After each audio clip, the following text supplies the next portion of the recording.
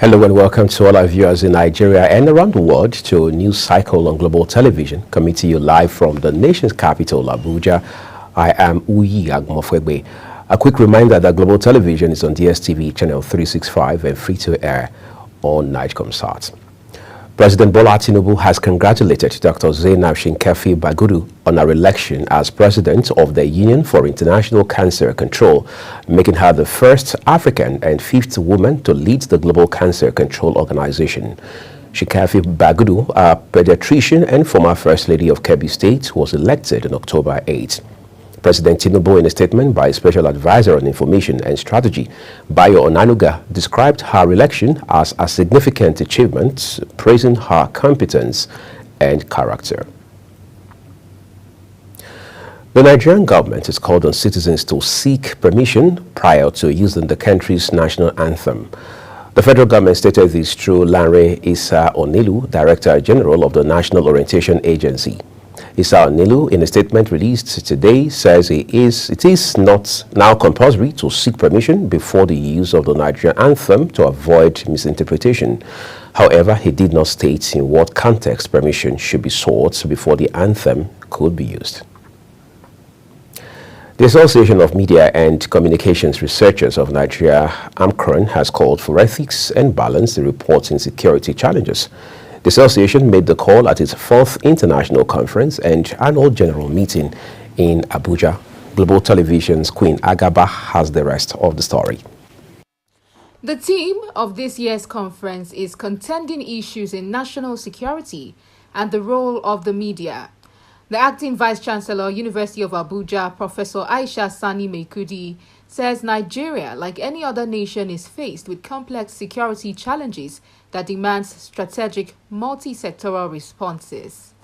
The media's influence on national security is multifaceted. It serves as a critical link between the government, security agencies, and the public, offering an avenue for transparency and accountability. Speaking on the contending issues, Professor Akinfeleye highlighted the importance of free press in factual reporting.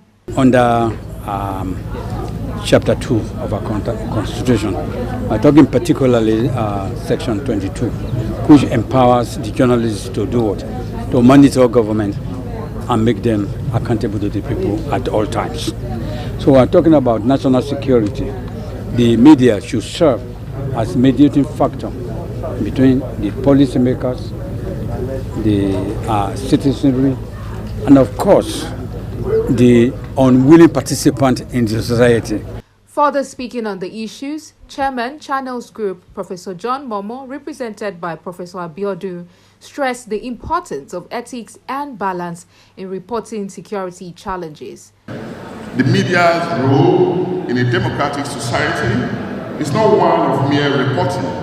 It is a critical agent in shaping public understanding and engagement with national issues.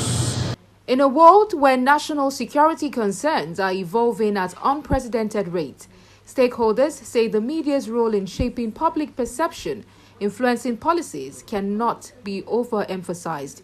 For Global Television, Queen Agaba reporting. Well, thank you, Queen, for that report. The Northeast Development Commission, NEDC, has announced plans to launch a fleet of solar-powered vehicles, including a 9-seater tricycle, a 4-seater taxi, and a 40-seater bus, to improve interstate transportation across the region. Speaking in Maiduguri, the state's capital of Borno, during a meeting with the Nigerian Union of Road Transport Workers and the National Association of Transport Owners, the NEDC General Manager Mohammed Goni revealed that the initiative aligns with President Bola Tinubu's vision for the transportation sector. The national chairman of the Labour Party, Julius Abure, has offered forgiveness to those who undermined his leadership following the Federal High Court's affirmation of his position. Justice Emeka Winte of the Federal High Court in Abuja had delivered a ruling that confirmed Abure's leadership, upholding the legitimacy of the March 2024 Innewi Convention, which elected the current national executives of the party. Justice Nwinte also directed the Independent National Electoral Commission, INEC, to recognize Abure as the rightful chairman, countering INEC's previous stance that his leadership was invalid INEC had argued that the Labour Party's convention held in Anambra State had violated the Constitution and Electoral Acts, as well as claimed that Abore's tenure had expired in June of 2024. And still on matters of judiciary, the Supreme Court has scheduled October 22nd to hear a suit filed by 16 state governments challenging the legality of the Economic and Financial Crimes Commission, EFCC. The suit, instituted by the Kogi state government and 15 other states, is contesting the constitutionality of the laws establishing the commission. The 15 other states joined in the suit are Ondo, Edo, Oyo, Ogun, Nasarawa, Kebbi, Katsina, Sokoto, Jigawa, Enugu, Benue, Anambra, Plateau, Cross River, and Niger. The Nigerian Army headquarters has commenced an investigation into the allegations against the immediate past commander of the 3 Brigade Kano, Brigadier General M.A. Sadiq. It was gathered that the general was dismissed following accusations of withholding benefits meant for his subordinates, along with other allegations of misappropriation during his tenure as commander. A military source has stated that the general remains in custody and that the investigation into the allegations is ongoing. You're watching the live broadcast of News Cycle on Global Television, coming to you from Abuja, Nigeria's capital. When News Cycle returns, ex-Liverpool boss Klopp joins Red Bull as head of operations. We'll bring you all of those sizzling details and much more when we return from this break. We urge you to stay with us.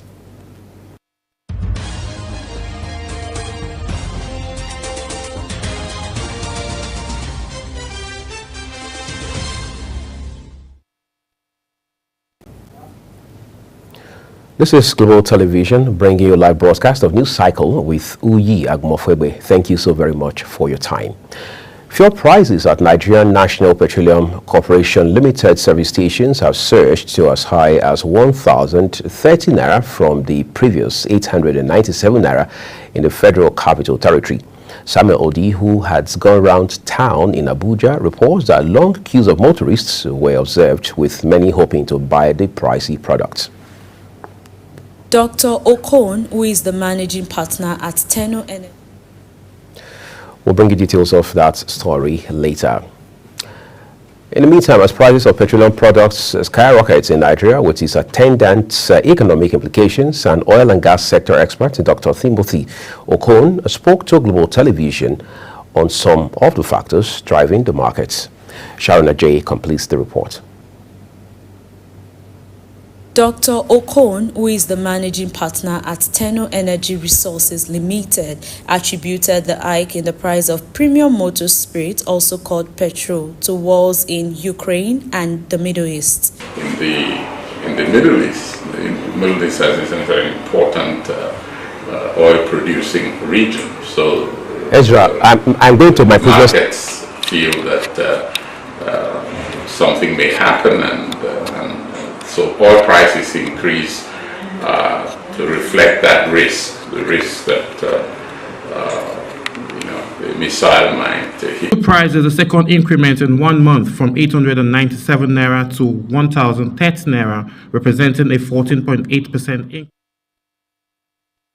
We sincerely apologize for that mix-up right there. We go on a quick break on the news cycle here on Global Television. When we return, so much more from business, foreign, and sports for you to stay with us, everyone.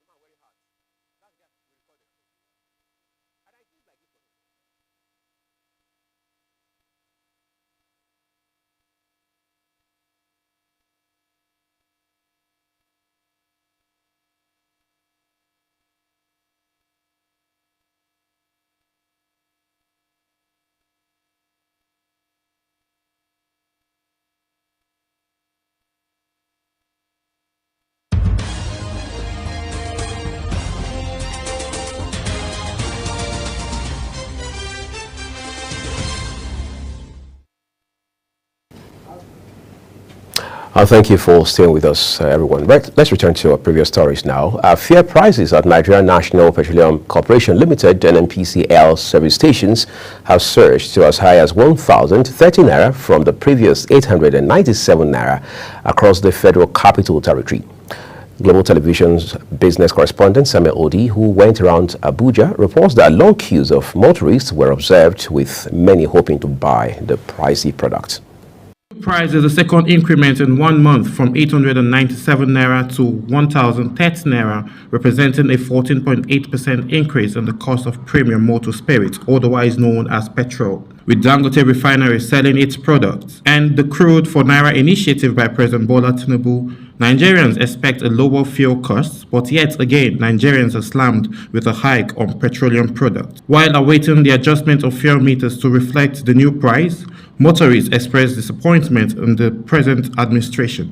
If they are selling 1,030 naira at NNPC, that means other places will be 1,500.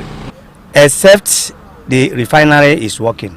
There's nothing we can do. There's nothing they can do except our refinery is working. So without refinery, we can do nothing. This government is not giving us the right thing to do. The right thing. We are just here. They are just doing what they like. How can we go to a NNPC and buy fuel 1,030 naira? As I'm talking to you now, it's 1,030 naira in their meter.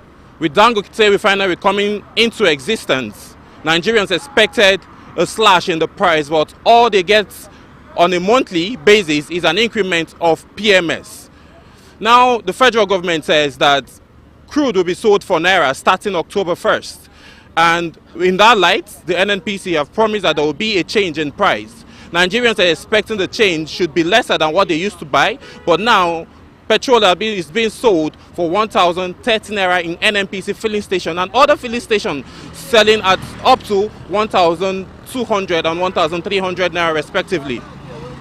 Nigerians have complained that they've been on the queue for over 4-5 hours and yet haven't been able to get into the petroleum station to be able to buy fuel despite the increment. Nigerians have called on Mr. President to come to their aid and as well as address this, given the fact that transportation is on the high, cost of food is on the high, and hunger is in the land. Samuel Odi reporting for Global Television. Global Television's business correspondent Samuel Odi there reporting. Meanwhile, as prices of petroleum products skyrocket in Nigeria with its attendant economic implications, and oil and gas sector experts, Dr. Timothy Okon, spoke to Global Television's Sharon Ajay on some of the factors driving the market.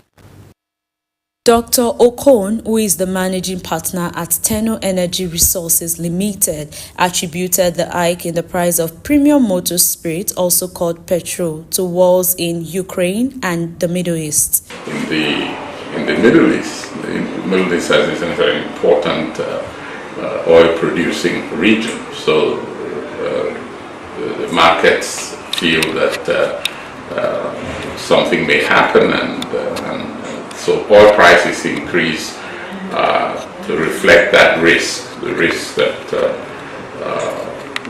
the missile might hit a tanker in the Persian Gulf and so on and so forth. On the home front, however, he said the Dangote Refinery is a game change that must be allowed to thrive against all odds.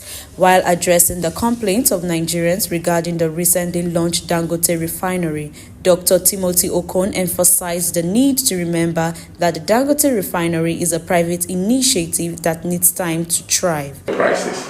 Let me also say that it is important to understand that Dangote Refinery is a private refinery.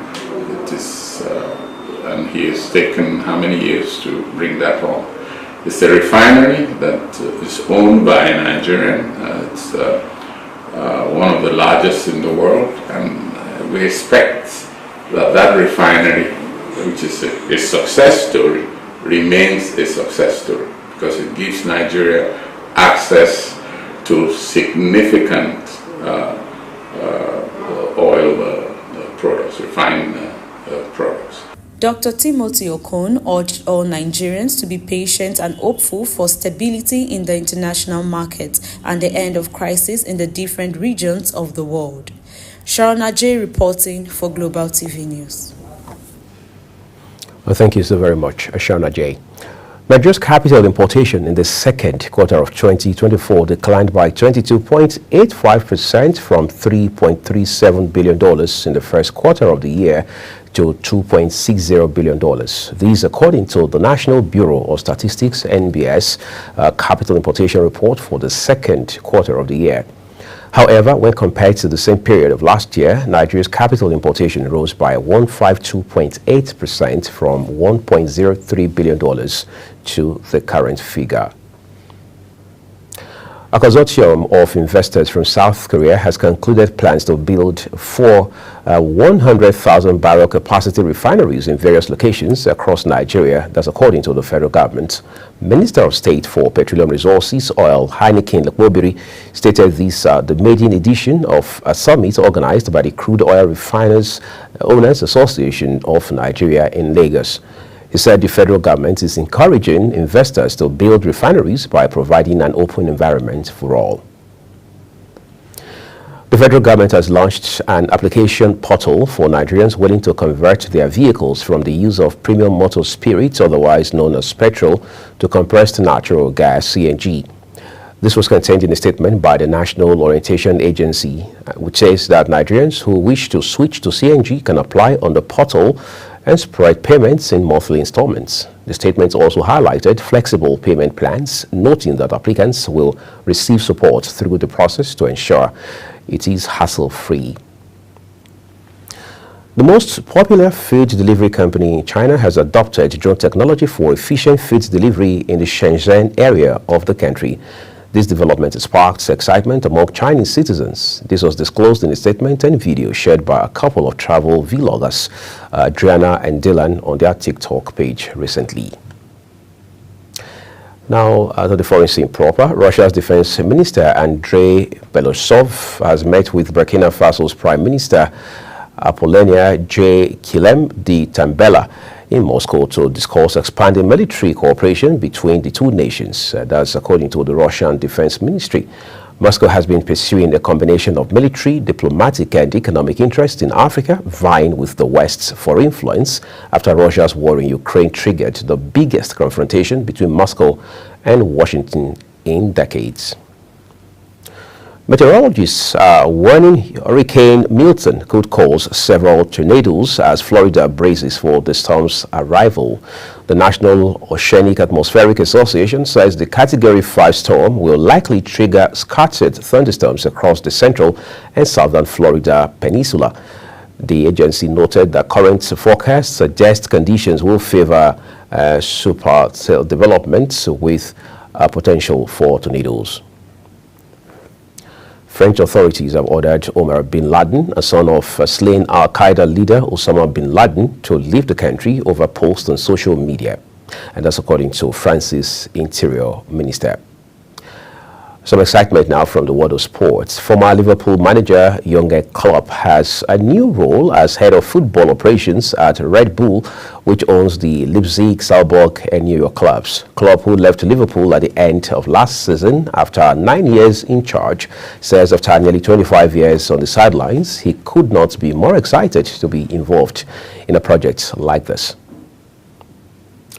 Galatasaray striker Victor Osimhen has confirmed his return to action immediately after the international break. The 25-year-old, who sustained an injury during Galatasaray's 3-3 draw with Kasimpasa, revealed in a video that he expects to be back for the club's next league match against Antalyaspor on October the 19th. And with that sports story, we wrap up the news cycle here, and it came to you live from Nigeria's capital, Abuja. A quick reminder that we are on DSTV channel 365, Star Times 276, and free to air on Nigecomsat. Remember to follow all of our social media handles using a Global TV NG and other handles as you now see on your screen. I am Uyi Agumofwegbe. Thank you so very much for watching. Coming up at top of the hour is Big Talk with Edikan Michael. Have a great time watching.